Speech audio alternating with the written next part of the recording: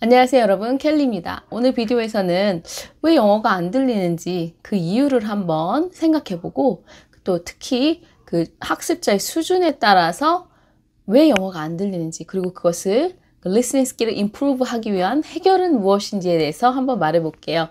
저도 처음에 영어 공부를 했을 때 왜 이렇게 안 들리지? 왜 이렇게 안 들리지? 그렇게 고민을 굉장히 많이 했었거든요. 자, 한번 그러면 이 해결책이 궁금하신 분은 끝까지 봐주세요. 우선 비기너 레벨은요, 그러니까 초급자들은, 누가 초급자들이냐면, 처음 영어 한 문장 이렇게 들었을 때, 한 단어 2개에서 3개까지 이렇게 들을 수는 있고, 나머지가 잘 안 들리면 초급이라고 말할 수 있을 것 같아요. 그리고, 만약에 조금 더 쳐준다면 초중급까지라고 볼 수 있는데 거의 초급에 가깝겠죠. 그러면 왜 우리 초급들은 단어가 잘 안 들릴까요? 비기너 레벨들은.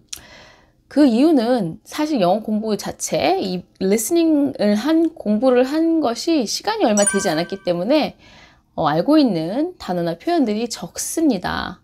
그러니까 당연히 문장을 들었을 때 안 들리겠죠.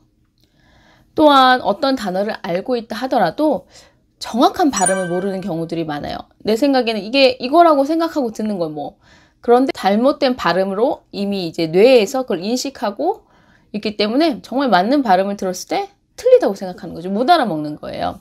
또 영어는 한국말과 달리 강세, 또 연음, 그 다음에 그런 것들이 굉장히 리스닝에서 또 당연히 스피킹에서 중요한 요소인데, 아직 그 비기너 레벨들, 초급분들은 그것에 대해서 잘 인지하지 못하는 경우가 많고, 인지하더라도 그것이 완전 내 것이 되지 않았기 때문에 리스닝 스킬에서 굉장히 많은 영향을 끼칩니다. 자, 예를 들어서 result 라는 단어가 있어요. 그러면 이게 result니까 만약에 이 단어에 대한 정확한 발음을 모르고 그냥 읽었을 때 R이니까 그냥 오케이 research 이렇게 할 수도 있거든요. 그래서 사실 이 단어는 그 강세가 result, 그 SU 부분에 있고, 그 다음에 이 S 자체가 S 소리가 아니라 Z 소리예요. 그래서 result 이렇게 발음을 해야 되는데, 만약 이걸 정확히 모르는 상태에서 그냥 result, result 이렇게 생각할 수 있거든요. 그러면 그 단어는 사실 못 듣는 거예요. 자, 그리고 또 두 번째로는 영어의 소리를 구별하지 못할 때 영어 듣기가 좀 어렵게 느껴지겠죠. 예를 들어서 우리나라에 없는 소리, F 소리 같은 거죠. F 소리. 이 F는 P 소리와 정말 다른데 그것을 구별하지 못하면 또 듣기에 많은 영향을 끼칠 겁니다. 예를 들어서 face, 얼굴을 나타내죠. face.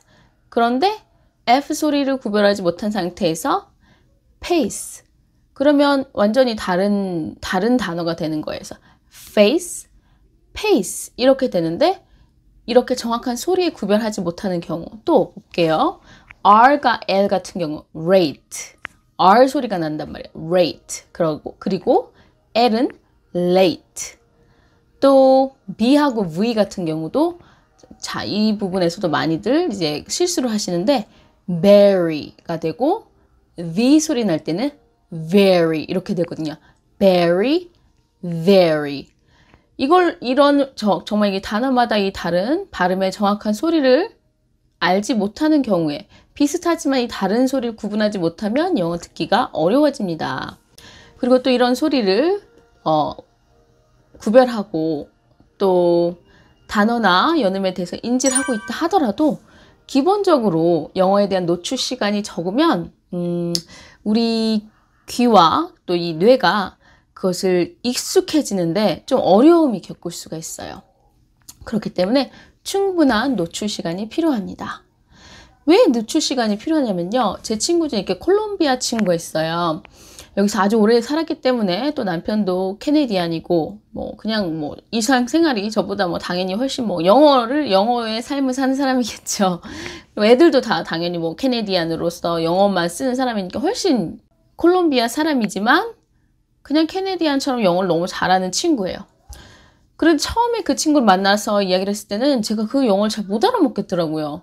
오히려 이렇게 저 밖에 캐나디안 사람은 잘 들리는데 무슨 말 다 알아먹겠는데 이 친구 발음은 이 스페인어의 액센트가 같이 묻어서 나오니까 알아듣기가 좀 어려웠어요. 그런데 저 신기한 건 뭐냐면 그 친구하고 대화를 조금 해보다 보니까 다 들리더라고요. 즉, 맨 처음에는 내가 듣던 이 발음이 아니야. 이 캐네디안의 발음이 아니라 뭐지 이거? 이렇게 헷갈렸다가 다시 이제 노출 시간이 좀 생기니까 익숙해지면서 그 스페니쉬 액센트가 나오는 부분을 다 캐치를 하게 됐어요. 근데 뇌가 헷갈리는 거죠. 이거 영어인데 소리가 좀 다르네. 이거 뭐야? 그러다면서 이제 익숙해지면 이거 영어긴 영어인데 스페니쉬 좀 이 액센트가 묻어 나오는구나. 그래. 이제 적응됐어. 라고 내가 이제 인지를 하는 거예요. 똑같은 영어여도 이렇게 액센트가 묻어난 영어는 뇌가 이렇게 잠깐의 시간, 혼동의 시간이 있는데 우리가 영어를 완전히 처음 배우는 입장에서 초급자의 뇌는 당연히 영어를 인지하는데 시간이 더 걸릴 겁니다. 그쵸? 그러니까 이 노출 시간을 충분히 주시고 안 들려도 포기하지 않는 인내심을 갖고 영어를 계속 들으셔야 됩니다. 자, 그럼 이 비기너 레벨 초급 학습자들에 대해서 이 리스닝이 안 되는 문제 해결 방법은 무엇일까요? 이렇게 정확한 먼저 발음 알아야 된다고 그랬죠. 그리고 또 그 단어의 발음을 구분할 줄 알고 그러려면 많이 들어보고 자기 본인의 스스로 입으로 연습을 해봐야 됩니다. 그래서 차이를 구분할 수 있어야 됩니다. 예를 들어서 F 단어면 face 본인이 그렇게 연습해야 되고 P일 경우에는 pace 이렇게 본인이 말을 해보고 들어봄으로써 이 귀가 인지하고 뇌가 인지할 시간을 줘야 돼요. 그리고 또 내가 이렇게 아는 단어라고 100% 그냥 막 가면 안 돼요. 왜냐면 우리가 알고 있다고 생각하더라도 틀리는 발음들이 있거든요. 생각하지도 못했던. 그렇기 때문에 좀 시간이 나면 이 인터넷으로 뭐 핸드폰으로라든지 사전으로 꼭 발음을 들어보셔서 정확한 발음을 알고 가시는 게 좋습니다. 자, 그리고 또 이렇게 우리가 영어 공부하면 빨리 미드 듣고 싶어, CNN 듣고 싶어, 영어 뉴스 듣고 싶잖아요. 그런 마음이 당연히 들겠죠. 그런데 아직 우리 비기너 레벨은 그런 것보다는 우선 영어에 익숙해져야 되는 시간이 필요하므로 시판 교재 이렇게 책에 같이 나와 있는 mp3가 됐던 그런 것들 있잖아요.